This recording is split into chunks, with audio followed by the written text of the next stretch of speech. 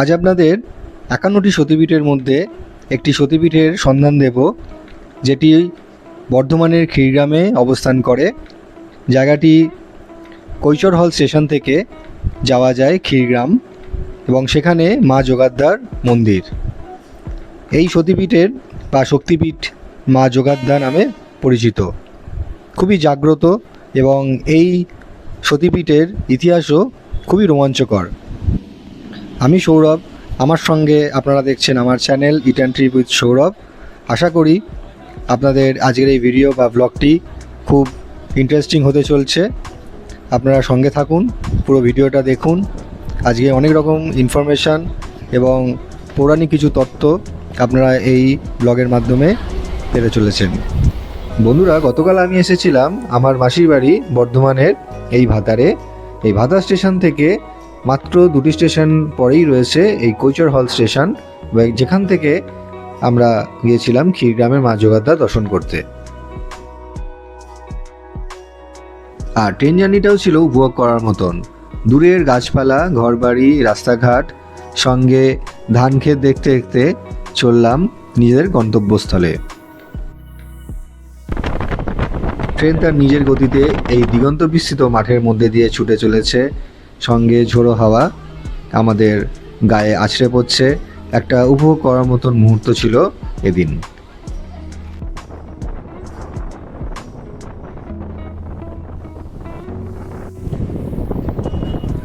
বন্ধুরা, দেখতে দেখতে আমরা পৌঁছে গেলাম আমাদের ডেস্টিনেশন এই কৈচর হল স্টেশনে। এই হলো কৈচর হল স্টেশন।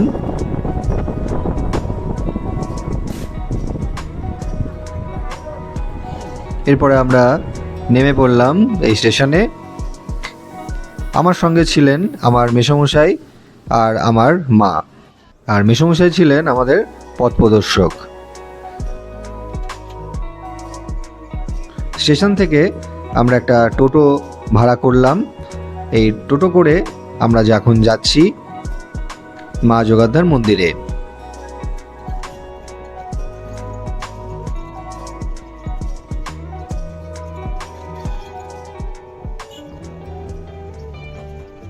আপনারাও যদি বর্ধমান থেকে আসেন, তাহলে বর্ধমান কাটোয়া লাইনের এই ট্রেনে করে কৈচর হল স্টেশনে আপনাদের নামতে হবে, এবং সেখান থেকে এইভাবে টোটো নিয়ে রিজার্ভ করে আপনাদের চলে যেতে হবে ক্ষীরগ্রামে মা যোগাদ্ধার মন্দিরে। আমাদের টোটো ভাড়া নিয়েছিল জনপ্রতি 15 টাকা। আর টোটোর হাওয়া খেতে খেতে এই টোটোর জার্নিটাও ছিল বেশ আরামদায়ক এবং মজাদার। আর ডান হাতের যে গেটটি দেখতে পাচ্ছেন, এই গেটটি হচ্ছে মা যোগাদ্ধার ক্ষীরগ্রামের ঢোকার প্রবেশপথ। কৈচর হল স্টেশন থেকে মা যোগাদ্ধার মন্দির পৌঁছাতে সময় লাগে 10 থেকে 15 মিনিট এই টোটো করে। অবশেষে আমরা পৌঁছে গেলাম যোগাদ্ধার মায়ের মন্দিরে। এই হলো মা যোগাদ্ধার মন্দির।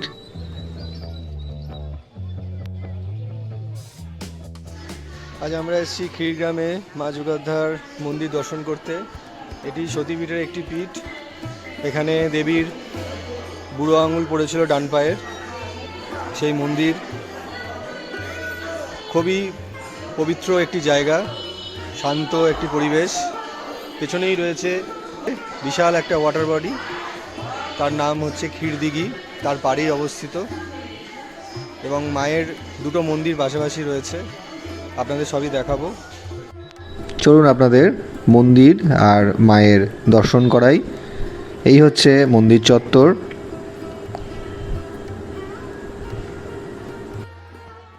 মূল মন্দিরের সামনে এরকম একটি প্রশস্ত চওড়া বাঁধানো লাট মন্দির দেখতে পেলাম।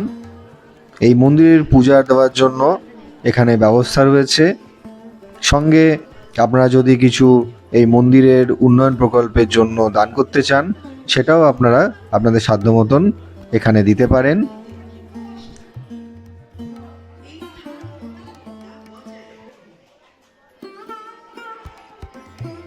একদম ক্ষীরদিঘির পাড়েই অবস্থিত এই হচ্ছে মায়ের মূল মন্দির। মন্দিরটি স্থাপিত হয় 2011 খ্রিস্টাব্দে।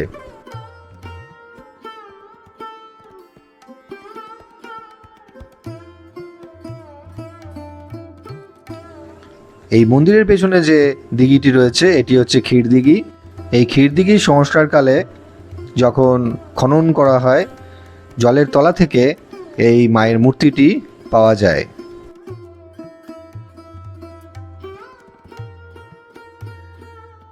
চাষ করা হয়েছে বা মাছ রয়েছে। এই দিঘিটি আকারে বিশাল বড় এবং এখানে অগুন্তি মাছ চাষ করা হয়েছে বা মাছ রয়েছে। মাছগুলি আকারে এবং আয়তনে বেশ বড় দেখতে পেলাম। এটি হচ্ছে মায়ের মন্দিরের ব্যাক সাইড। এই হলেন মা যোগাদ্দা। এই মায়ের মূর্তিটি কালো কষ্টি পাথর দিয়ে তৈরি। দেখতে পেলাম যোগাদ্দা মা সিংহের পৃষ্ঠে বসে আছেন এবং দশভুজা মহিষমর্দিনী। আর এই মন্দির লাগোয়া ক্ষীরদিঘিতেই এই দেবীর বাস। 51টি সতীপীঠের মধ্যে একটি পীঠ হলো এই ক্ষীরগ্রামের যোগাদ্দা মা। এখানে দেবীর ডান পায়ের বুড়ো আঙুল পড়েছিল। মায়ের আসল মূর্তিটি জলের নিচে নিমজ্জিত করা আছে পাশের আরেকটি মন্দিরে। বছরে মাত্র 6 দিন দেবী জল থেকে ডাঙায় ওঠেন, কিন্তু এর মধ্যে মাত্র 2 দিন ভক্তরা দেবীর দর্শন পান। বৈশাখ সংক্রান্তির আগের দিন এবং জ্যৈষ্ঠ মাসের 4 তারিখে এই 2 দিন পূজায় ভক্তরা দেবীর দর্শন পান।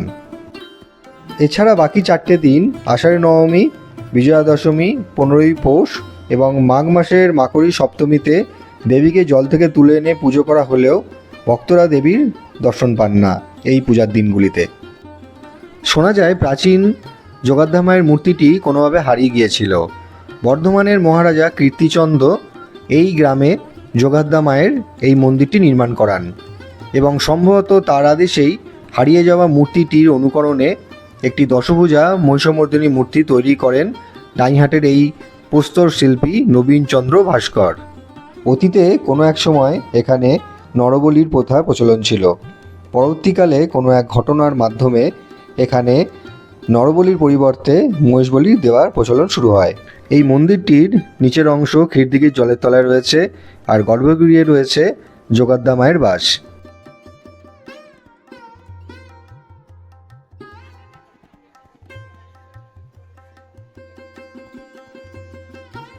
এই মন্দির চত্বরের পাশেই রয়েছে এরকম একটি মহাদেব শিবের মন্দির।